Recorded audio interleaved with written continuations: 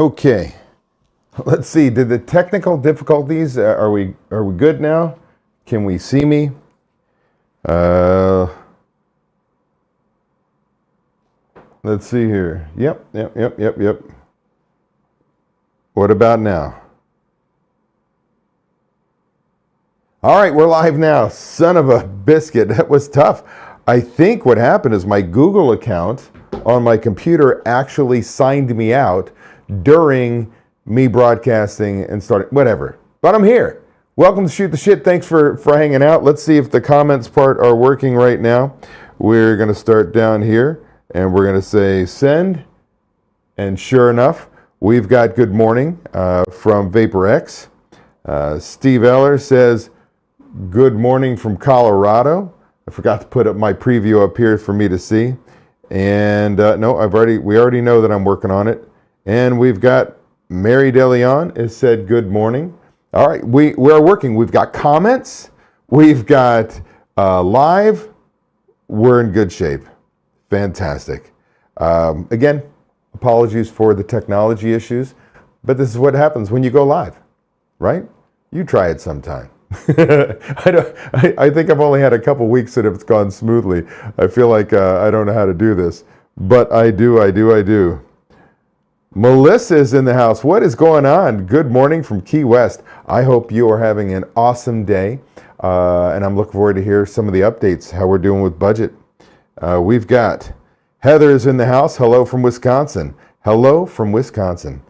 I like me a little Wisconsin in the summer, not in the winter. My sister used to live there. No. Milwaukee was cold as heck. We've got Deja in the house. Deja says good morning. Good morning to you, Deja. Carlos Z's hanging out with us. Good morning, DSP. We see and hear you loud and clear. Thank you, my friend. We've got Melissa says hi and thanks. Oh, no, thank you. You're why I'm here, right? You're why we do what we do. You're the member. So I appreciate you. Today we're going to talk a little bit about fear. We're going to talk about how it affects us. Some of my members will recognize it from our group coaching call this week, what my question was for mindset. We're going to get started here and we'll get ourselves moving. Let me first make this change here. And let's get started. Welcome to Shoot the Shit with DSP. STS with DSP happens every Friday at 8 a.m. Pacific Time, 11 a.m. Eastern Time, live here on YouTube, travel schedule permitting. We're going to invest about 30 minutes out of your day to get pumped about the upcoming weekend, get excited about crushing goals, and finding the motivation to be the best you possible. Plus, I'll answer your burning questions. I'm Dave Scott Peters, creator of the Restaurant Prosperity Formula, and your coach.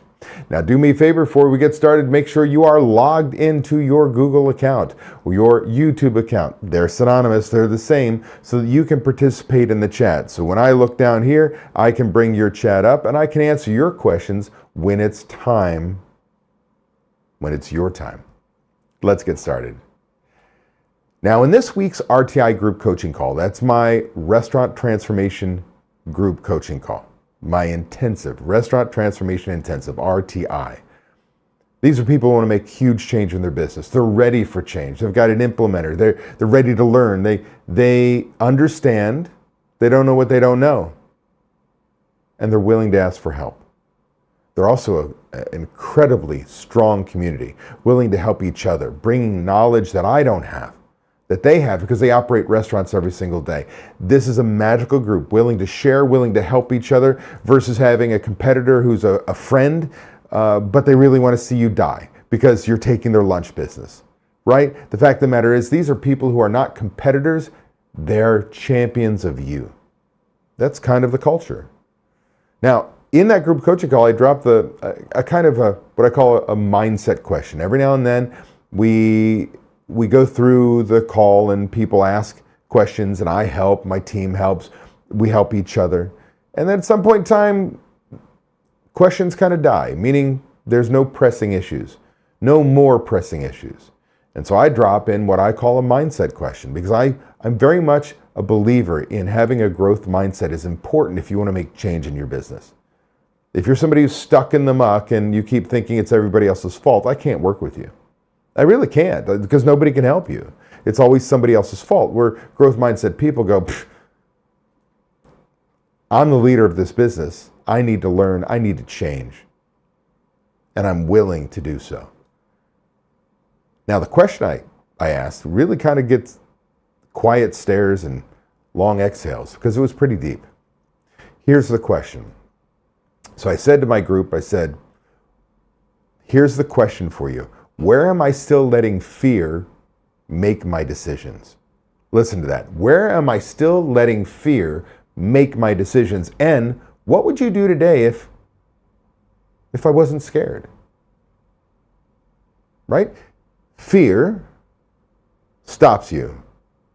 What would you do if you weren't afraid? Because the truth is, fear isn't always obvious. It hides behind logic, behind good intentions. It even hides behind wanting to keep our customers happy. Now, Nicole stepped up first, and I really appreciate it, because it's a big deal when, again, in a group coaching call, to share. Nicole opened up about her kitchen pro, her chef. And as from what I know, she's got a rock star on her hands. And he wants to take ownership of the menu and do a full redesign. And deep down, she knows he's ready. But she's afraid. Not because he can't do it, because she doesn't want to lose control. She doesn't want to upset her guests. You know the feeling.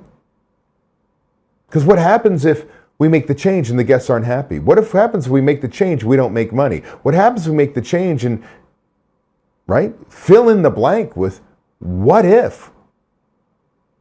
That's fear. I kind of basically told her the way out of fear isn't blind trust. It's structured trust. We went on, and I'm paraphrasing here, but I said basically it starts with recipe costing cards, knowing exactly what each dish costs and what your target margins are. Then work with your kitchen pro to design the new menu around those numbers, your targets, what you need to do, what your guests love, what they don't love. Now you do that, it's not his menu, it's a dialed in menu built inside a profitability framework.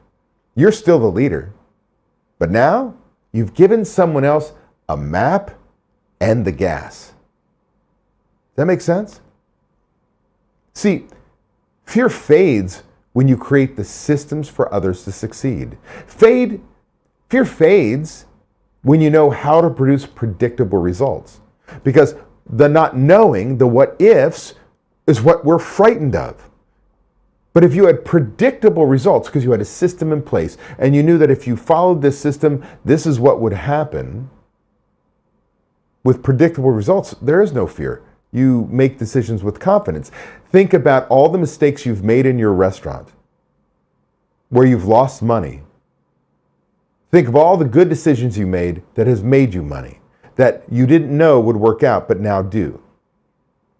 And with the things you know you shouldn't do, and the things you know you should do, whenever those decisions come back up, it's easy to make the decision because you have experience. The problem is experience only happens when you're willing to make the decision. And if fear stops you, nothing changes. Then Stefano stepped up, and he laid his fear on the table, and it was a big one. Now, it happened to be menu related again. He knows his menu's too big. He said it himself. There are items on that menu that don't even fit the identity of his Italian Greek concept. But he's been afraid to cut anything. Why? He's scared of disappointing guests.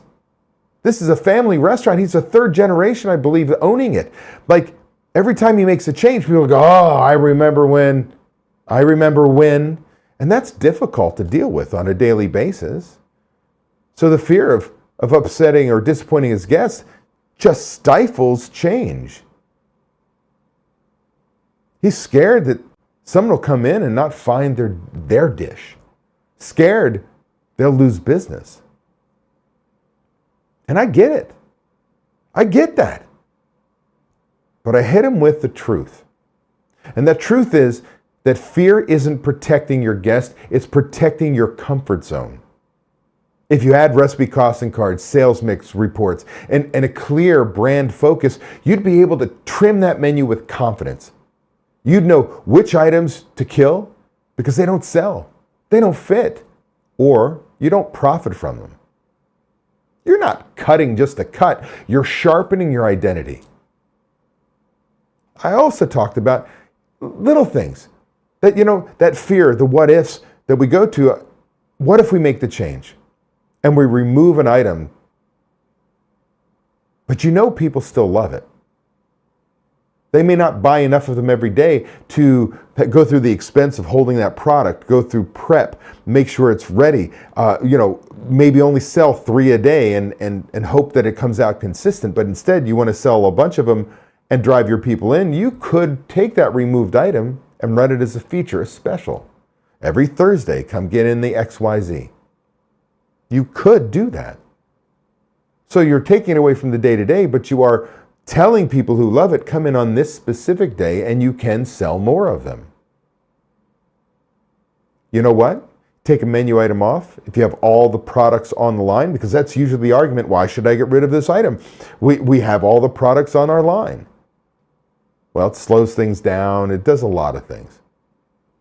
It's inconsistent because we don't make it often enough, but let's take that aside. Nobody said you couldn't keep the item in the POS system, so that when a guest asks for it, you could actually say, yes, we can do that for you. But let's be very clear. I shared with them the difference between a Monday and a Friday. It's Monday lunch. There's 10 tables in the restaurant. Can I have that item? It's not on the menu anymore. Absolutely. I want you to know that I can do that for you now because we're slow, but in a busy time, it may be a little bit more of a challenge, but let me do that for you. The key is in the POS system. I can still sell it. Friday night. Same customer comes in. Oh, I came in. Can I have that item again? I know it's not on the menu. I know you got it for me on Monday. Let me teach you how you say no by saying yes. Absolutely, we could do that for you. I just want you to know the line is not set up for it and we're really, really busy. So it may delay your ticket about 45 minutes. Would you like to order the item? Now look around the table and all the people are like, I don't want to wait 45 minutes for my food. And that guest orders something else. Make it an hour. I don't care what it is, but we're saying, yes, we can do it for you, but we're really saying no. And at some point in time, by the way, people will stop asking for that item. You'll stop making the special. Because you've got good stuff on your menu they can switch to. And more importantly, if there's really, really screams for, oh my God, I can't believe you took that item off. Oh my God, I can't believe you did it. Put it back on the menu. Nobody said it was permanent. You can make changes. You can always change back. See, trimming the menu isn't a threat. It's a power move. It's focus. It's profit. It's clarity. Fear lives in indecision. Knowledge puts it to bed. When you take the time to cost out your menu, train your team, give structure to your operations, fear doesn't have anywhere left to hide. Now, while these examples are rooted in menu, the reality is fear stops us from making any decisions. It does not matter whether it's, I need to reduce the labor, let's cut some team members. Let's get rid of some of the seating and bring in a bar. You name it. Marketing, budgeting, cash flow, paying people, hiring. Do I bring in a manager? These are all decisions you have to make as a leader in your business, and fear stops you from making decisions because you're afraid of making the wrong decision. And as a reminder, not making a decision is a decision as well. You can't change your restaurant and your life doing the same thing day after day and expecting a different outcome. Where have we heard that before? The definition of insanity, Albert Einstein doing the same thing over and over again but expecting a different result. I add to that, how's it working for you? Are you tired of the same shit different day? And a lot of it is your fault because you're afraid to make the decision. You're afraid to do something different. You want to stay comfortable even when it's hurting you, your family, your business, your time, you name it. And it doesn't make sense. That's how powerful fear is in a leader. You have got to be willing to make decisions. And the way to remove the fear, to truly remove fear from making decisions, it's really knowledge. See, when you don't know how to do something, you're fearful. When you know how to do something, you make those decisions with ease. So what is the answer? The answer is, if you could predict results, you would not be afraid. You'd be willing to do what's right for your business. So you have to go learn what you don't know so that you can handle those situations. Now here's your weekend challenge. Call out in your mind right now one place where fear is still in control. As a leader, what are you not doing because you're afraid? Now, what would you do if you weren't scared? Remember, that's part of the question is, this is what's stopping me, fear is stopping me.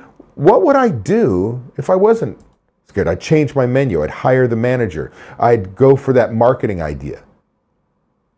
I'd give it a damn shot. Now, what system or number could give you the clarity to act? What system do you need to put in place? What do you need to learn? What number on your P&L, a KPI, you name it, customer counts, I don't care what it is. What is the system or number that would give you clarity to act? Build that thing. Build it this week. Go out and find the information, the knowledge that you need. Build the system that you can train others and be very confident that they will get the result you want. That's what I need you to do as a leader. Now, do me a favor, drop it in the comments. Or if you want, shoot me a direct message. Email me at david@davidscottpeters.com if you're not ready to make it public. But do the work. So until then, run your restaurant on numbers and systems, not fear and what ifs. Let fear know we're done making decisions based on feelings. Now that concludes my portion of STS. Now it is your time to shine. And I'm throwing up there, that is the QR code I put up every week, that if you want to learn more about our coaching program and how we can help eliminate your fear with the knowledge and the systems that you need and the support, do me a favor, scan that, get on a call with Ryan James, he's our solutions coach, give him 30 minutes of your time. Learn more about you, your business, find out what your fears are, and find out and learn if we can help you. We're not a fit for everyone. I just like to think we are. And if we're not, guess what? You'll be on my email list till you die, unless you opt out. And I'll just send you free information. Sound good? Cool. Well, let's look here. I need my glasses because I'm getting old. And again, thank you for those who were here early, for sticking around during my technology issues. Let's see here. I stopped here. VaporX says, replace change with improve and tell me why you won't.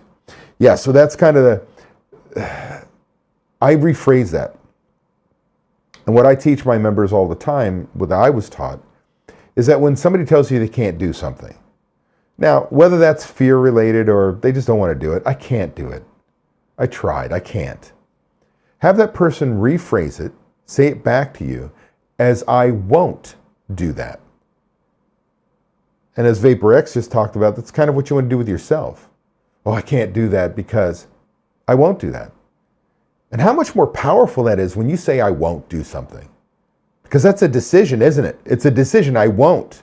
Doesn't matter if it's fear-based. Can't is won't. And I can tell you this. Don't tell me why something can't be done. Tell me how it can be done. It may be expensive, it may change the workflow, it may not make any sense for our business, but I'm going to find that solution, I'm going to work it out, and I'm going to figure out how it can happen in my business, and then I get to make a decision if it's the right decision to put that in place. Thanks, VaporX. We've got Heather says, wow, this is brilliant. Thanks, Heather. Is this your first time here? Because I don't recognize your name. And I hope you'll join us each and every Friday, travel schedule permitting. Every now and then we have little gaps where I don't do this. Love to have you. Now, this is time for your questions, your comments.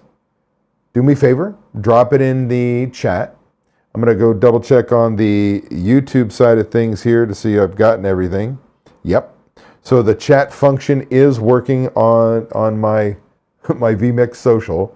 And for those of you who've been with me for a long time know that I was struggling with that week after week after week. I figured it out. I'm so excited. Yet today, you missed the intro music because it didn't necessarily go live like it was supposed to because I got logged out. How we doing on time? We have 8:22. We've got time. There's about a 15-second delay. I'm going to throw out there whether or not you've got questions.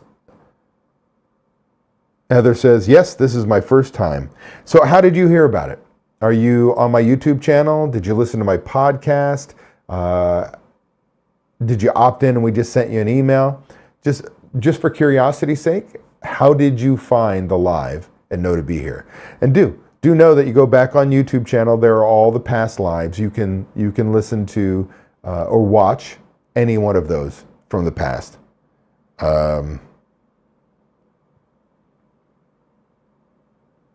We still have a group of you on here. No questions today? No comments? No nothing? Want to drop in the chat what you would do differently if you weren't afraid? Pretty powerful. Again, you can email me. You can DM me. We can get that done.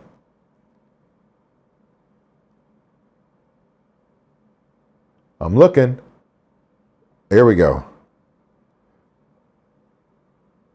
VaporX says, any thoughts on no tax on tips? I have thoughts. It's not going to make a shit difference. I mean, think about it. 90% of all our tickets are credit card. You tell me that you're collecting more than 10% cash. Now, there are people have cash. There's old-time restaurants that all they do is accept cash. It's pretty ballsy, but they have, 50, 60 years of history, and that's kind of the deal, and going in. But we use credit cards. So, the no tax on tips is on cash tips. Up to 25 grand. Is it really going to make a huge difference? And it's only for 4 years, I think. Like it's a temporary promise made and kept. Now, if you're collecting tips, cash and credit cards, and you're tip pooling, because that is the trend in the industry now, because we want everybody to be included, and it seems to be working. I'm somebody who's been converted. I never wanted to share my tips, and now I look at today and go, it's tip pooling is probably the right way to go for many, if not most, restaurants. That means it's going on their paycheck. It's being shared amongst everybody. It's not going to make a hill of beans a difference. It's baloney. And then we're counting on our team actually claimed 100% of the tips. They should be. They're supposed to be. That's my 2 cents. I don't think it means dork. I really don't. But that's an opinion. All right, I've got here. Debbie says, hello from Colorado. I am just off the main street and I'm struggling getting people to see us. We have a sandwich board on the main that helps. Been open 1.5 years and struggling to get foot traffic. So Debbie, this is the tough part, is when we go off the beaten path. If there's a normal traffic pattern, that's where everybody goes, right? So you're already at a disadvantage. So while the sandwich board is nice, you have to work on your list, your customers, and building it from there. Meaning I would start working on Facebook marketing. I want you to look up my friend Matt Plapp at America's Best Restaurants and look at their customer acquisition program. I don't get a commission or anything like this. I just believe in Matt and what he does. But through Facebook, we can start to geofence your area, find customers and that are in your area, potential customers, old customers that have been there a long time. Ask them questions. Have you ever been here before? If you have, why haven't you come back? And then through a few free offers, we start to entice them to walk in the door, and then you've got to do a great job. Studies, I think it was Taffer talked about on with Gary Vee, that if a customer comes in for the first time, you've got like a 10% chance. Don't quote me, it's close, like a 10% chance they'll come back. They come back a second time, you've got like a 25% chance. They come back a third time, you've got like an 80% chance, and further on. So you've got to get that repeat visit. So instead of just looking at foot traffic, you've got to go out and identify people who need to find you. You need to capture their data, put them in your email list, make them offers. Then eventually on a second piece that America's Best Restaurant does, we have Driver, which is a loyalty program. Then you get them to sign up for that. And what happens is they get rewarded for coming back more often, because the easiest way to grow sales is to get your existing customers to come back more often and spend more each visit. That's what loyalty does. So it's kind of 1-2 punch. That's what I would do. I would also start to do lives from my restaurant. I would start to put video content out. I want you to tell a story about your restaurant, why you opened it, what makes you different. I want you to tell stories about your team members. I want you to tell stories about your customers. I want them to know you as a person, that you're not a business, you're people, that they can create a bond with you. That's my quick answer to that. Hopefully that helps. Let's see. Heather says, I'm looking to start a cafe and have been researching. Your YouTube channel came up and I've been watching a lot of your channel now. I got the email this morning that there was a live going on. Well, cool. I want you to follow your dream. I want you to look up my book, Restaurant Prosperity Formula, What Successful Restaurateurs Do. Absolutely a great place to start. And I want you to think about, as you open this, thinking of this restaurant, I want you to start thinking about, can I find a location that I can do $2 million in sales out of the gate? Now, $1 million makes it work. Any operators that I work with that know when they're doing 500,000, 700,000, it's a slog. You can make money, but you're going to have to be the manager, because we don't have enough money for managers. And I've got news for you. It takes the same amount of work to run a $500,000 restaurant as a $2 million restaurant. The difference is at $2 million, I have money for managers. I have money that if I make a mistake, it doesn't crush me. That'd be my advice.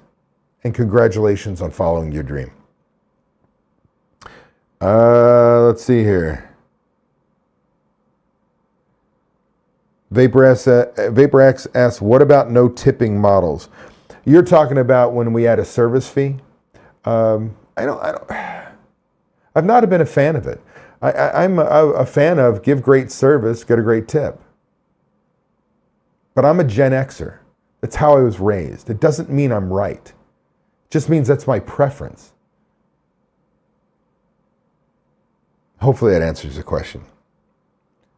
Carlos says, I want to change, and I do have a growth mindset. My fears are biting more than I can chew, and not staying focused and being persistent and not having the support to back me up on my decisions or my vision. Carlos, you've been to the seminar. You've talked to Ryan. That's what we do, my friend. Now, I know you got family, and if they don't have buy-in, I'm a waste of money. I want everybody to understand that. If you can't get the rest of the family to want to change and make change a part of what you do, learn, do things differently, when they benefit, it's tough. Nothing happens. So I want to know, Carlos, is this really that you don't want to take on too much? Because how do you eat an elephant? One bite at a time. You don't take on too much. You take on the things. I'm going to take a right turn. There's a book out there called Traction. Everybody should read it. And it has turned into what's called the entrepreneurial operating system. We follow it. I've got members who follow it. Some have coaches to help them through the process. And you're going to learn very quickly that every quarter you set your main goals, what are called rocks. So you can't take on the world, but what are the top 3 things you want to get done? Focus on those 3 things. We know there's 99 to get done. We can't physically do it. But if you focus on 1, 2, 3 of them in a quarter, and everybody knows that's the direction we're going, and everybody's working towards getting those changes in place, shit gets done. And you don't get overwhelmed because you involve everyone. But again, maybe it's time to get back on a call with Ryan. You know we can help you, brother. Love to work with you. All right. We're at the halfway or half hour mark. I just want you to know I really appreciate y'all being with me. Let me double check that next week I have a live. I'm pretty sure I do. Let's see here, next Friday. Yep, there is a Shoot the Shit next Friday. I will be here, same bat time, same bat play channel. How's that work? Yeah. Do you remember that? Old people like me, you remember the old Batman, the TV series? Anyway, I digress. Know that I appreciate each and every one of you. I look forward to seeing you each Friday. If we can help, scan that QR code. Let's find out if we can. If not, remember, I've got a podcast, Restaurant Prosperity Formula. I got a book, Restaurant Prosperity Formula. I've got my YouTube channel, David Scott Peters. You can go to my website, davidscottpeters.com, where I've got a blog. You've got lots of places you can grab information where we can help you. And no strings attached. Appreciate each and every one of you. Go out there, kick some ass, and I will see you next week here on Shoot the Shit with DSP. Peace all.